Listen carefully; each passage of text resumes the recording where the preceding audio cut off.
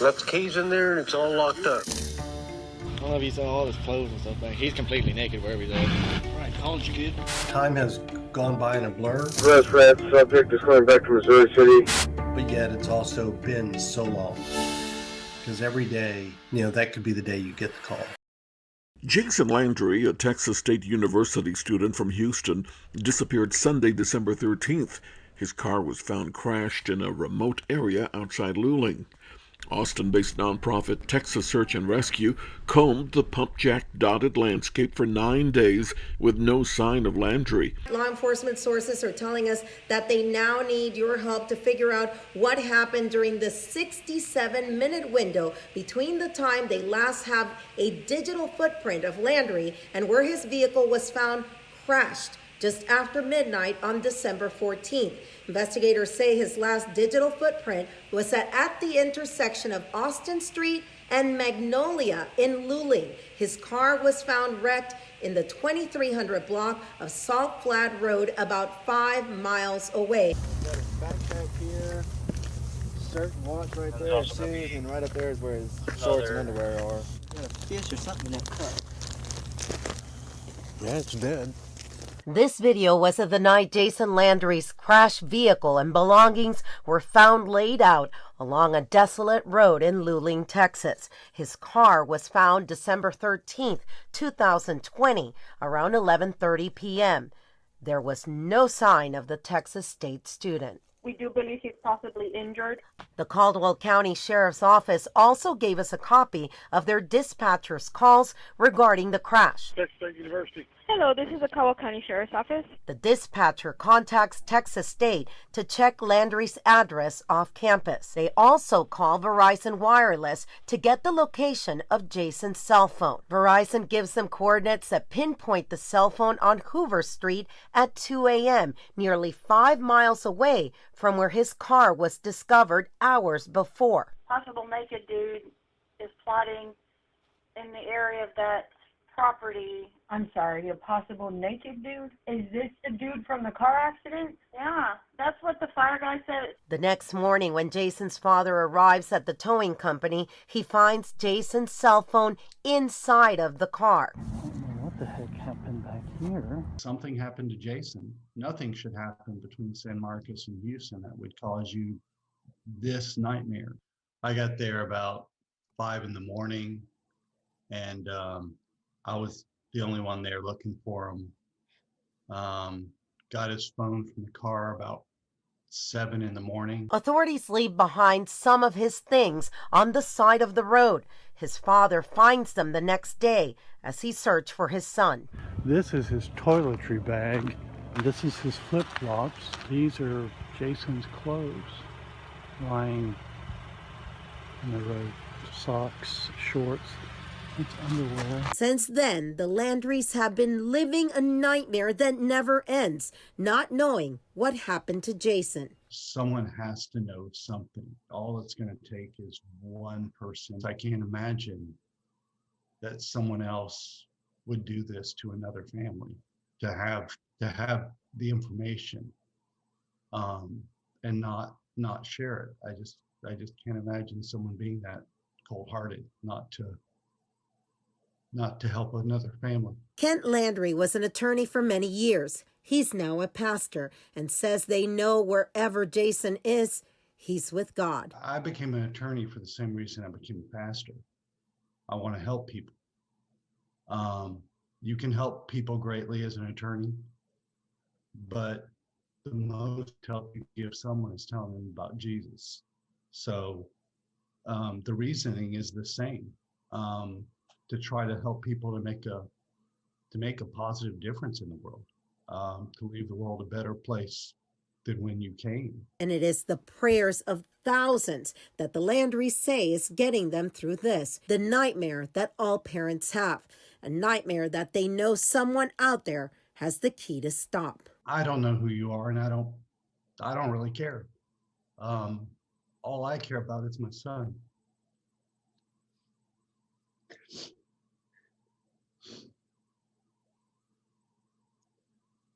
And we want to know what happened, and we want to know where he is. And if you know that, you need to come forward. We set up an anonymous line. I don't care who you are. I am not in, I don't care about retribution or revenge. What I care about is my son. This has had to be laying on your heart and been eating you up from inside. And if you've known this piece of information for this entire time, it's had to be gnawing from inside. So I'm just asking you to let it out. Make one phone call. Let us know where our boy is. It's horrible to think that something's happened to him and we can't find him. We don't know where he is. We don't know what he's going through right now. I mean, it's just horrible.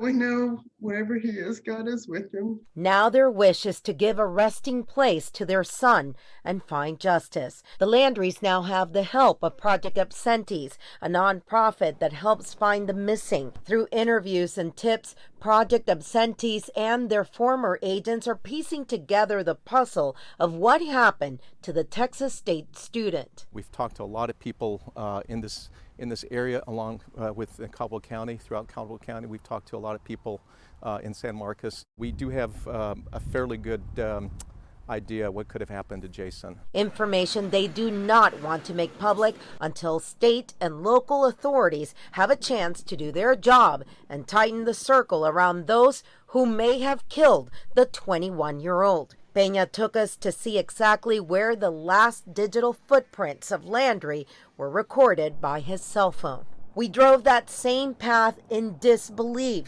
that someone who did not live here or know the area would travel this desolate road. This is also the reason Project Absentees is now asking once again for a geofence warrant to be issued. And it'll tell us the other cell phones that were active in that area.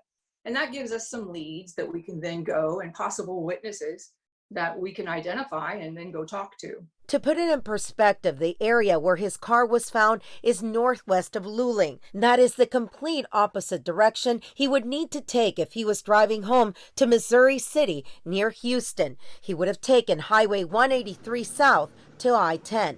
So after traveling for about 4 miles, the last part of it gravel, dirt road, no light out here, the vehicle crashed right here at this tree.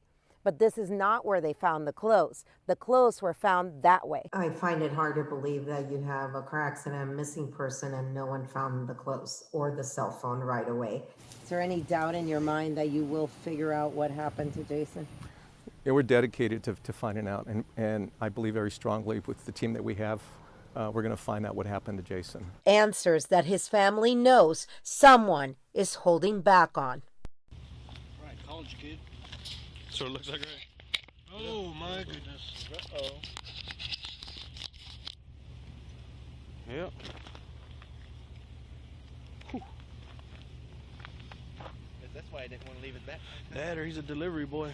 The Landry family tells us they're upset about recent comments the Caldwell County Sheriff's Office made to the media about their son's alleged use of marijuana the night he disappeared, and of the release of Jason's digital footprints, including these Snapchat videos showing their son's interest for pot. Or like the oxygen part out of the water and been that.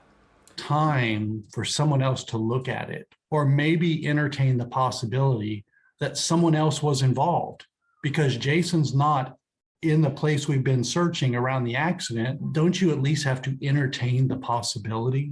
I'm not saying it's right or wrong. I don't know that. That's not my job. That's his job, not to judge my son, is to try to figure out what happened. Well, it hurts. To be honest, it feels like character assassination of my son. And it just doesn't make sense to me. What's the point? Why? A few months ago, he asked the Attorney General's office to take over the investigation into what happened to his son from the Caldwell County Sheriff's Office. After the county released these videos, pictures, and digital footprints to Fox San Antonio, we asked for an interview, but got an email instead that in part says, "We are hopeful that the Texas Attorney General's Office newly formed Missing Persons Unit agrees to take this case on and will be meeting with that office in the coming weeks." I'm not collecting up the clothes. but I'm taking this. Landry's family is shocked that these videos, Snapchats, and other evidence were released to the media. I just think judging a 21-year-old who is missing, who can't defend themselves, and releasing this and making the comments that he made, number one, they're hurtful. But as a former criminal attorney, you know, if I were the prosecutor in that county, I would not be happy, because you're assassinating the character of your victim. And that's not law enforcement's job. It's not law enforcement's job to judge us. It's to protect us and to help us, regardless of whether you smoke pot. Left the keys in there and it's all locked up. I'm not smelling any marijuana. That's what they were telling me. Tomorrow night, we see Jason Landry's last digital footprints, and we hear from the Texas State student in videos he recorded before he headed home for the holidays. Lead investigator Captain Jeff Ferry says there is no evidence to suggest that this is or will become a criminal case. There's thousands of images over the area where Jason was believed to have gone missing from. Over a pretty good timeline. Newly released video shows Landry FaceTiming a friend in his San Marcos apartment for nearly an hour right before leaving to Missouri City. We're able to say with confidence that he doesn't stop. He continues his route of travel. He's in the car by himself.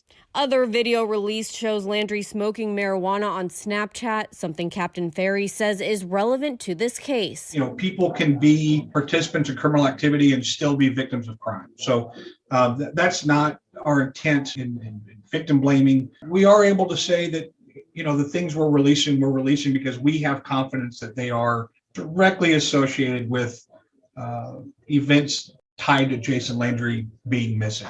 Captain Ferry says the next step in this investigation is to speak with the Attorney General's office. They have a new cold case division, and so we're hopeful that they'll agree to take this case over. Well, right now we're following a breaking development in a missing person case that we've been following for almost 2 years now, that of Jason Landry. We just spoke with his father, who confirmed investigators in New York are heading to a hospital to determine if a man who was found unconscious in the Bronx is his son. So this comes after the NYPD released this photo last night, seeking help to identify that individual. They say he was found Friday night, unconscious and unresponsive on a street in the Bronx with no apparent injuries.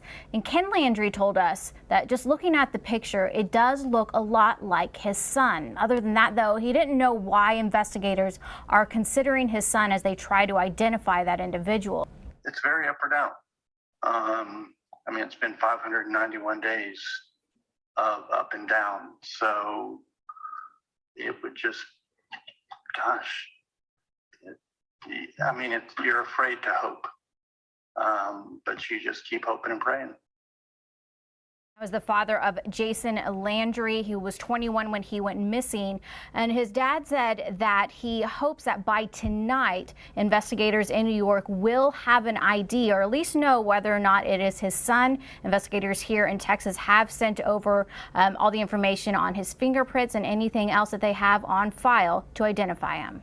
A man with no ID found unconscious in New York City is not missing Texas State student Jason Landry. If you look at the picture, it does look a lot like our son Jason.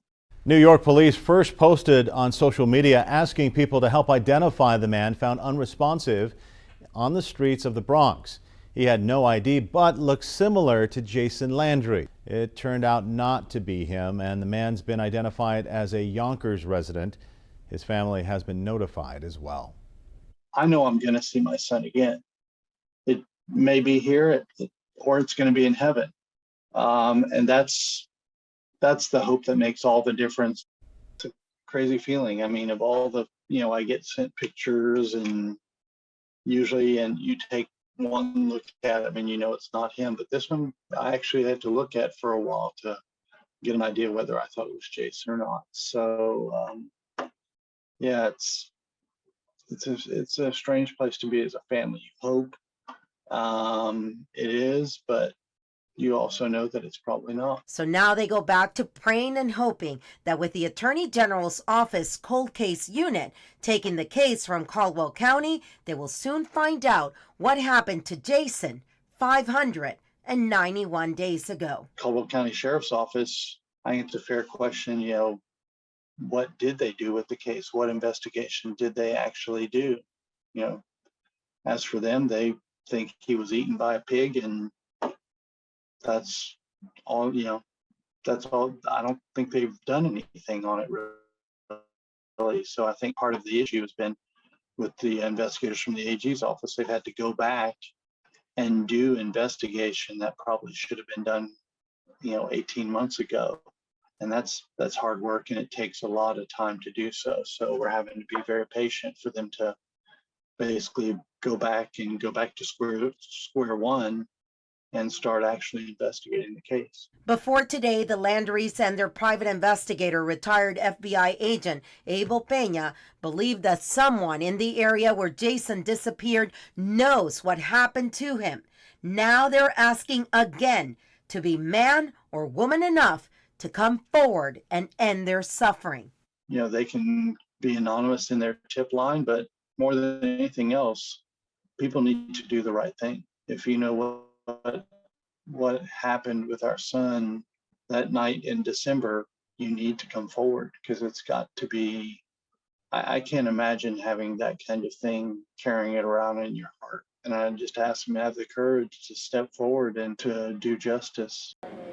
It's the love, laughter, and hugs Jason Landry's family members say they hold on to closely. It's still really hard not knowing any answers and knowing that your son or your nephew or your family member is just vanished. The Luling community is keeping Jason's light alive with a prayer vigil in search of answers on the 2-year anniversary of his disappearance. We think about him daily, we miss him, and we just still want answers. I mean, hopefully someone somewhere will know something and share.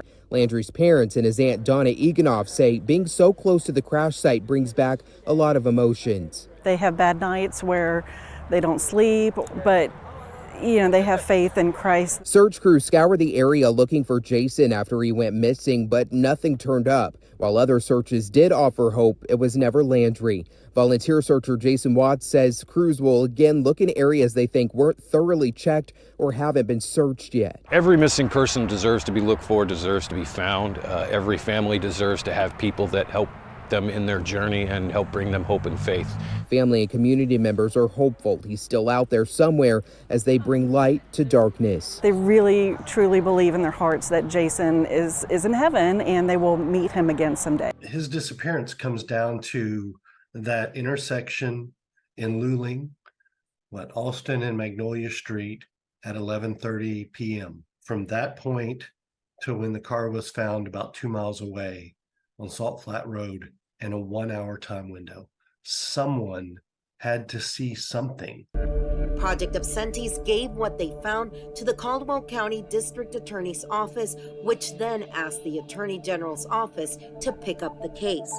And that's who's investigating it now. They're having to go back and do a lot of things that could have been done earlier on, and a lot of forensic analysis and things like that. The Landry family knows they have to be patient to hopefully find out what happened to their son. As hard as it is to wait, we would rather wait and it be done well and we know the truth. And if someone is criminally responsible, that they be held responsible. In your heart, do you think your son's still alive? No, I think he's in heaven. We may not have any more future together on this earth, but the comfort we have as a family, that I have as a dad, is that I'll see Jason again, but it'll be in heaven. Kent Landry says they will pray someone on this anniversary will finally come forward with the truth. For 2 years, I that's just such a burden to have that guilt, that just come forward and unburden your heart. Let the truth be told, whatever it might be. let the chips fall where they may after that, but at least start the process so that we can have answers as to where our son is. Pain never stops. You always have this question, what if? We're one of many families who are staring at an empty chair around the kitchen table, not knowing. No matter the passage of time, Kent Landry, father of Jason Landry, says the pain of having a missing son never goes away. Are they gone? Are they not gone? What can you do? He says as a pastor, his family has leaned on their faith to cope, but that still doesn't give them the answers they need. It's a prayer of people, our family, and knowing an eternal hope in Christ is the only thing that makes you get through it. I honestly don't know from that first week if we actually have any more answers than we had that first time. The case is now in the hands of the Texas Attorney General's Cold Case and Missing Persons Unit. In a statement Wednesday, the unit reaffirmed its unwavering commitment to the investigation, and last month it even put together a roundtable to discuss the case.